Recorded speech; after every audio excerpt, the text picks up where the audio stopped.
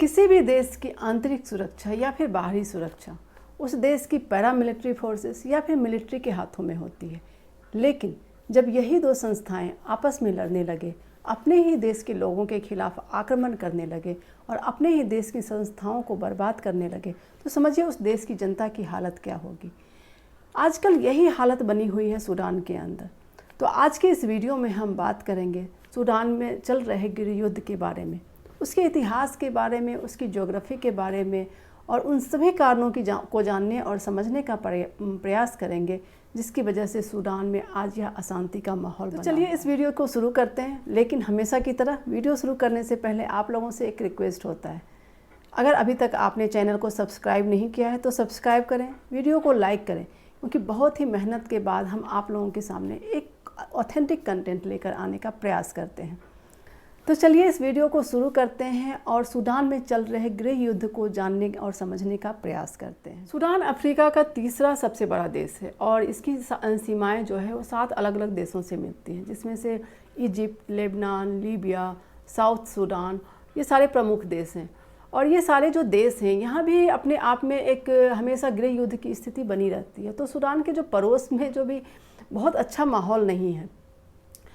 वहीं सूडान का जो पूर्वी सीमा है वह रेड सी से मिला हुआ है और रेड सी के माध्यम से वह सऊदी अरबिया के साथ भी उसकी सीमाएं मिलती हैं।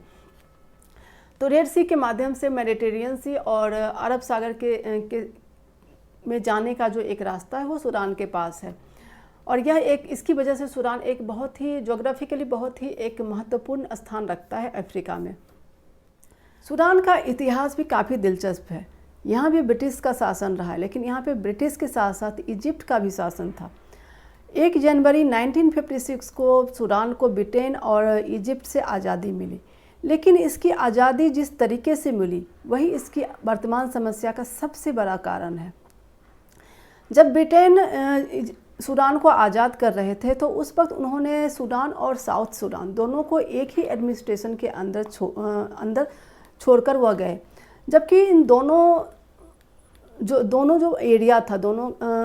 उसकी अपनी अलग अलग कल्चर थे, उनके अलग अलग एथनिक ग्रुप्स थे, उनका जो पॉपुलेशन था वो बिल्कुल अलग अलग धर्मों को मानने वाला था। और जब ब्रिटेन सूडान और साउथ सूडान को एक ही सत्ता के अंदर छोड़ के गया तो साउथ सूडान के लोगों को ऐसा लगा कि एक समय ऐसा आएगा कि हो सकता है कि उनकी जो अपनी पहचान है, उनकी जो अपनी एथनिसिटी है, उनका जो रिलीजन है, लैंग्वेज है, उन सब पे हो सकता है कि आगे चलकर खतरा मंडरा जाए, क्योंकि पॉलिटिकली सूडान के जो लोग थे वो ज़्यादा पावरफुल थे। और साउथ सूडान के लोगों का जो यह डर था वो कहीं ना कहीं सच साबित हुआ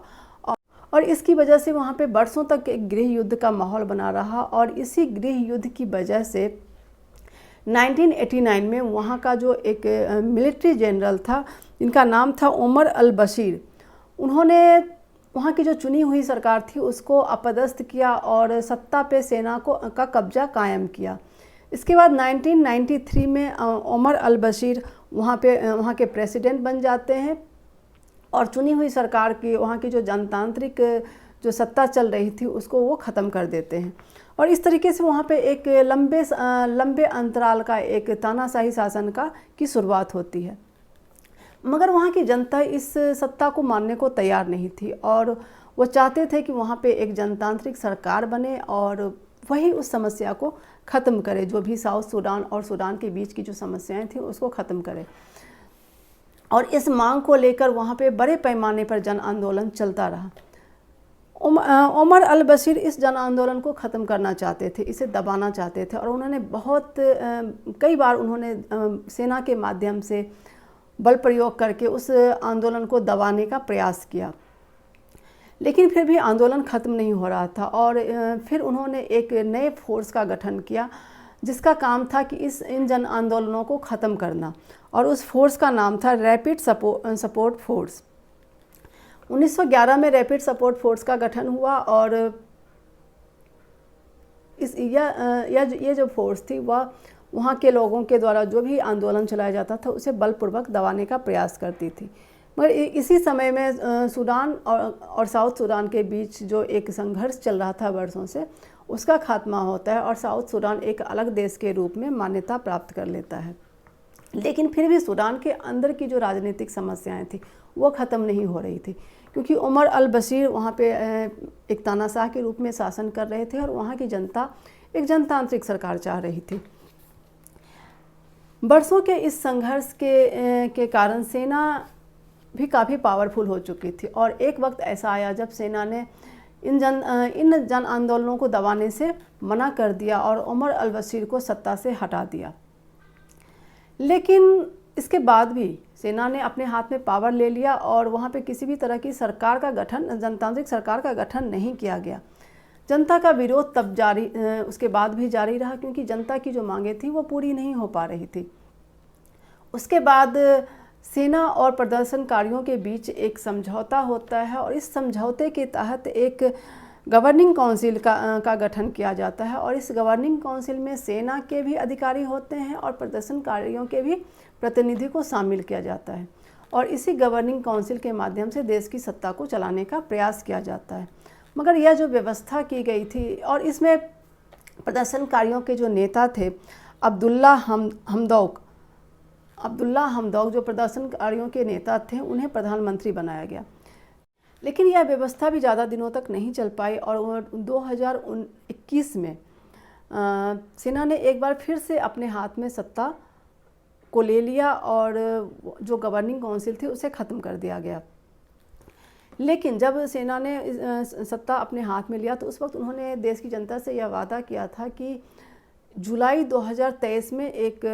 इलेक्शन करवाया जाएगा और जो भी सरकार बनेगी उसे सत्ता सौंप दिया जाएगा। इसी बीच जो प्रेसिडेंट अल बशीर और वाइस प्रेसिडेंट डेगलो के बीच एक सत्ता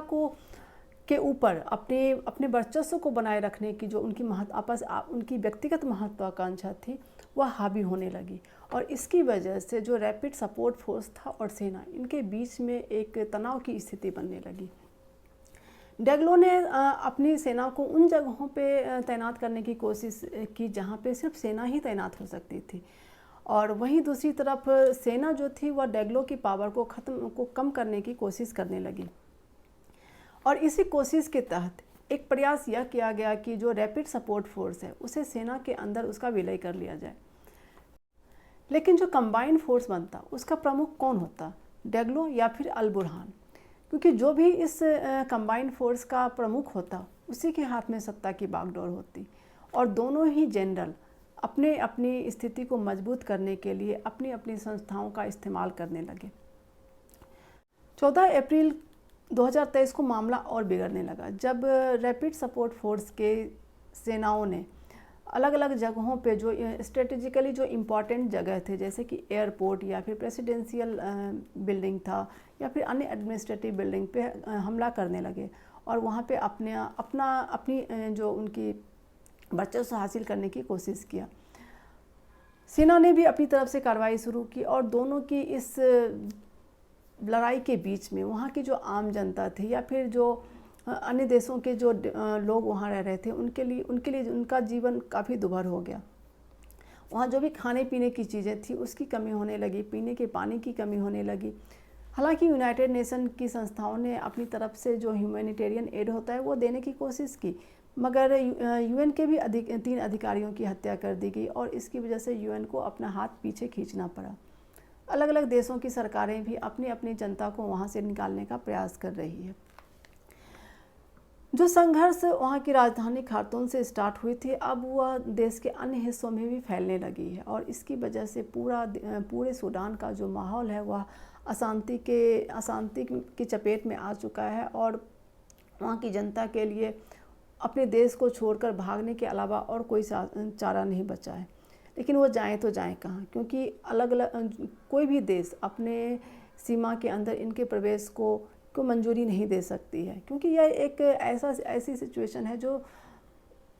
जिसे अवॉइड किया जा सकता था। मतलब आपस में एक आदमी अपने हाथ में सत्ता को हासिल करने के लिए आपस में इस तरीके से लड़ रहे हैं और पूरे देश को एक